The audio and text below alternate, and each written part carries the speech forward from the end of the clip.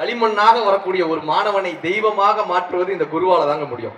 டீச்சர்ஸ்க்கு ஒரே விஷயம் சொல்றேங்க, நம்ம அறிவு ஜீவிதனத்தை அவன்கிட்ட காட்டப்படாது. இன்னைக்கெல்லாம் வேற மாதிரி ஆயிட்டானுங்க. நம்ம பாடம் நடத்துக்கு முன்னாடி கூகுள்ல படிச்சுட்டு வந்துருக்காங்க. ஒரு டீச்சர் என்ன பண்ணாரு, மெழுகுவத்தி ஏத்தி வச்சாரு. சயின்ஸ் கிளாஸ் மெழுகுவத்தி ஏத்தி வச்சாரு. மெழுகுவத்தி ஏத்தினாரு. பையனை கூப்பிட்டாரு, தம்பி இந்த மெழுகுவத்திக்கு ஒளி எங்கிருந்து வந்துச்சு அப்படின்னாரு. ஊதுனா எங்க போச்சு அங்கிருந்து வந்துச்சு அப்படின்னா முடிஞ்சு. நம்மளை விட அவன் தெளிவா இருக்கானுங்க. இன்னைக்கு நித்திய சைத்தன்யர்னு ஊட்டியில பெரிய ஆசிரமம் வச்சிருந்தார். அவர் சொல்றாரு, நித்திய சைத்தன்யர் சொல்றாரு, உலகத்திலேயே தலை சிறந்த விதைகளான டியூலிப்ஸ் மலர்கள் இருக்குல்ல, டியூலிப்ஸ் மலர்கள் கேட்டிருக்கீங்களா? பிரான்ஸ் நாட்டுல தான் அது விளையும். அந்த டியூலிப்ஸ் மலர்களுடைய விதை அவருக்கு கிடைக்குது.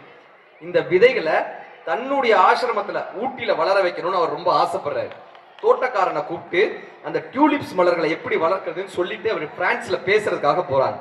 இவர் 30 நாள் கழிச்சு திரும்பி வரும்போது அந்த டியூலிப்ஸ் மலர்கள்லாம் மலர்ந்திருக்கும். ஒவ்வொரு மலரும் அப்படி இருக்கும்னு ரொம்ப ஆசையோட பாக்குறதுக்காக ஊட்டிக்கு வர வந்து பார்த்தா அவர் தோட்டத்துல கத்திரிக்காயும் வெண்டைக்காயும் முளைச்சு கிடக்கு.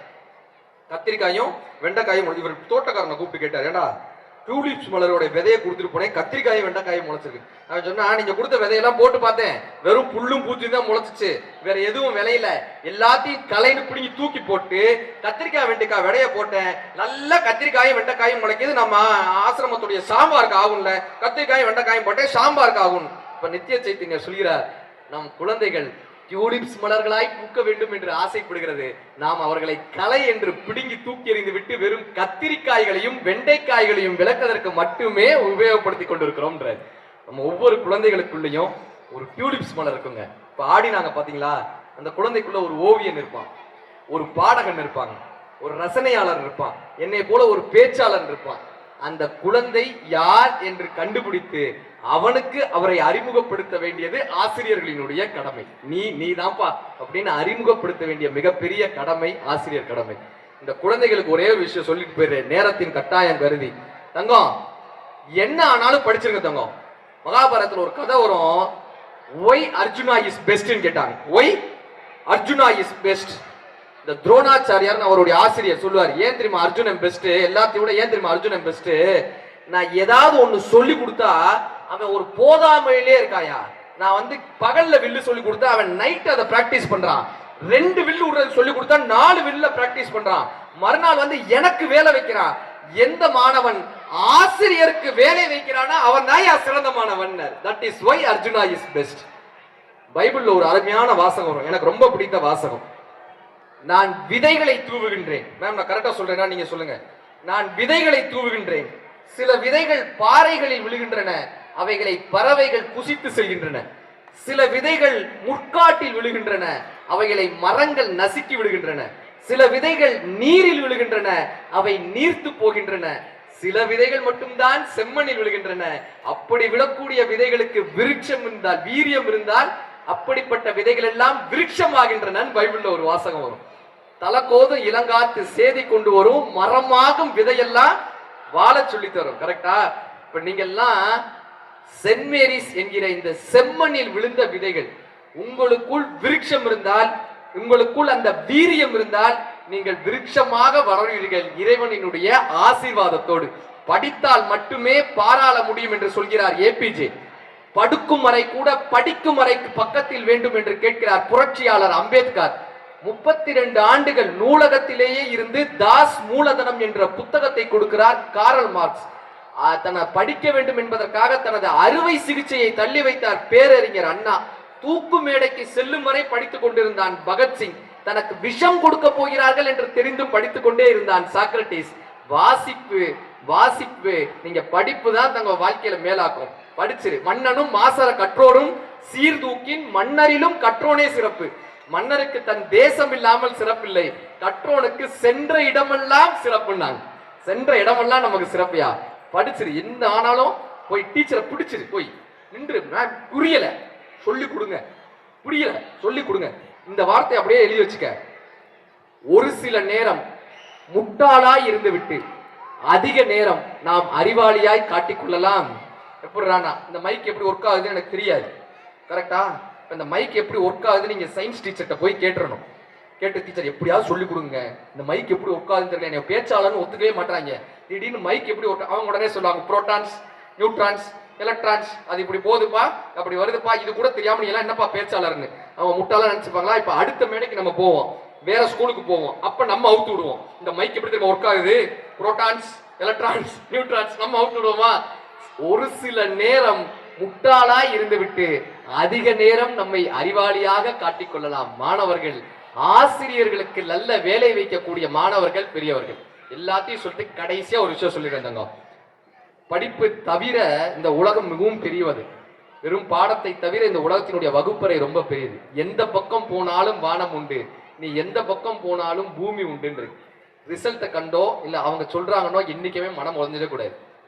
கொரோனா டயத்துல நடந்த சம்பவம், கொரோனா டயத்துல ஒரு டீச்சரை ஐசோலேட் பண்றாங்க, தனிமைப்படுத்துறாங்க.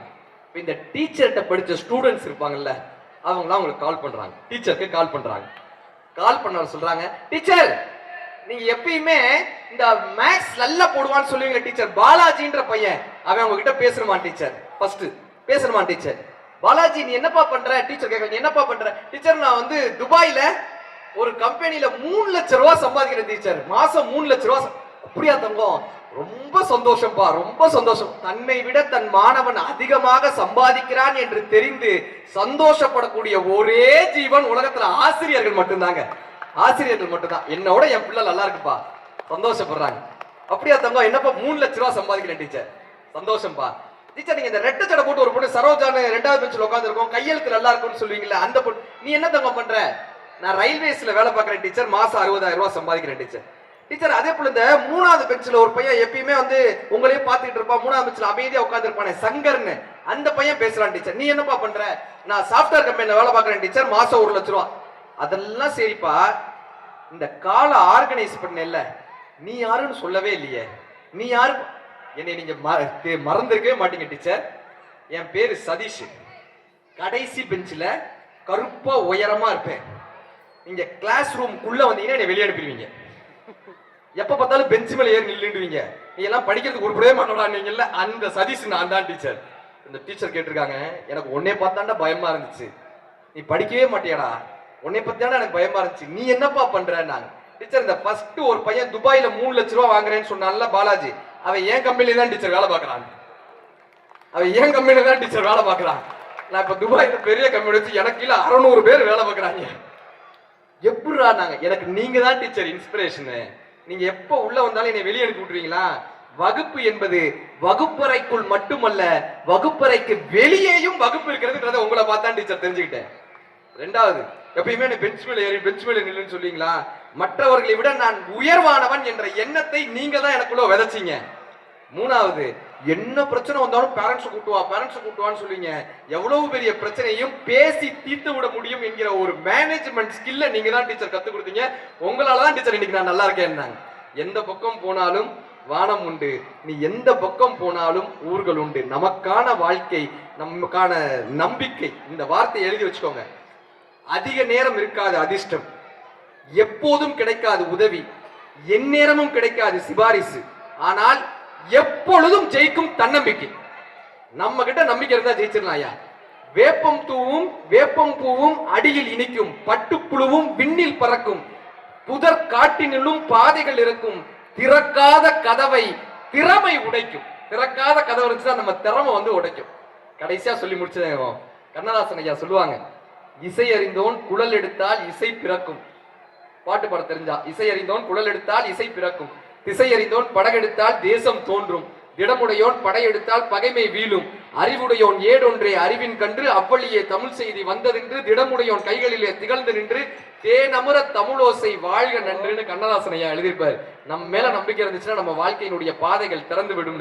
அப்படியாக இந்த மாணவர்களுக்கு ஒரு அருமையான மேடையை அமைத்து ஒரு 4 நல்ல விஷயங்களை மாணவர்களுக்கும் பெற்றோர்களுக்கும் ஆசிரியர்களுக்கும் கடத்திட்டு போவதற்கான ஒரு நல்ல வாய்ப்பை ஏற்படுத்தி கொடுத்த சென்ட் மேரிஸ் கல்வி நிறுவனத்துக்கு என்னுடைய சார்பா ஒரு பெரிய மீண்டும் ஒரு அரங்கு நிறைந்த இந்த கைதட்டலை கொடுத்து, ஏன்னா ஒரு மனிதனுடைய ஏதோ ஒரு வார்த்தை, ஏதோ ஒரு சிந்தனை, ஒரு திரைப்பட பாடல், ஏதோ ஒரு புத்தகம், அந்த புத்தகத்தில் இருக்கக்கூடிய வரிகள் ஒருவருடைய மனதில் தச்சுட்டா ஒரு சாதாரண மனிதரா இருக்க முடியாது, மாறிடுவாங்க. அவனால சாதாரண மனிதரா இருக்க முடியாது. அப்படி ஒரு மாற்றம் ஏற்பட்டால் அந்த மனிதன் ஆசீர்வதிக்கப்பட்ட மனிதன் அர்த்தம். ஹரிச்சந்திர நாடகம் நடக்குது, மோகன்தாஸ்ன்ற ஒரு சிறுவர் பாக்குறாரு, நான் அந்த ஹரிச்சந்திரா இருக்கும்னு யோசிச்சாரு, அவர் தான் காந்தியா மாற முடிஞ்சு இல்லையா? அந்த வார்த்தை மனதுக்குள் பட்டுவிட்டால் நீங்கள் ஆசீர்வதிக்கப்பட்டவர்கள். அந்த வார்த்தை என்னுடைய வார்த்தையாக இருக்கும்போது நானும் ஆசீர்வதிக்கப்பட்டவனாய் இந்த நேரத்தில் உணர்கிறேன். அதற்கான தருணங்களை கொடுத்த இந்த பெரியோர்கள், ஆசிரியர் பெருமக்கள், இந்த பள்ளியினுடைய தாளாளர், முதல்வர், அத்தனை பேருக்கும் உங்களுடைய கைதட்டல்களின் மூலமாக எல்லாம் வல்ல இறைவனுக்கும் இந்த நேரத்தில் நன்றி பாராட்டி, இந்த மூங்கிலில் எந்த மூங்கில் புல்லாங்குழல்னு கேட்பாங்க. சென்ட் மேரிஸில் இருக்கக்கூடிய அத்தனை மூங்கில்களும் புல்லாங்குழலாக மாற வேண்டும். இந்த பள்ளியில் படித்த ஒருவர் சிறப்பு விருந்தினராய் வந்து ஒரு மேடையில் பேசுவதை நான் கீழே அமர்ந்திருந்து கேட்கக்கூடிய நல்ல வாய்ப்பை இறைவன் எனக்கு அருளட்டும் என்று சொல்லி, இந்த ஆசிரியர் பெருமக்களுக்கும், இந்த விழாவை வெற்றிகரமாக நடத்தி கொண்டிருக்கக்கூடிய பெரியோர்களுக்கும், பிரதர்ஸ், சார்ஸ் அவர்களுக்கும், ஃபாதர்ஸ் அத்தனை பேருக்குமே உங்களுடைய பெரிய கைத்தட்டலோடு நன்றி பாராட்டி விடைபெறுகிறேன். நன்றி, நன்றி, நன்றி.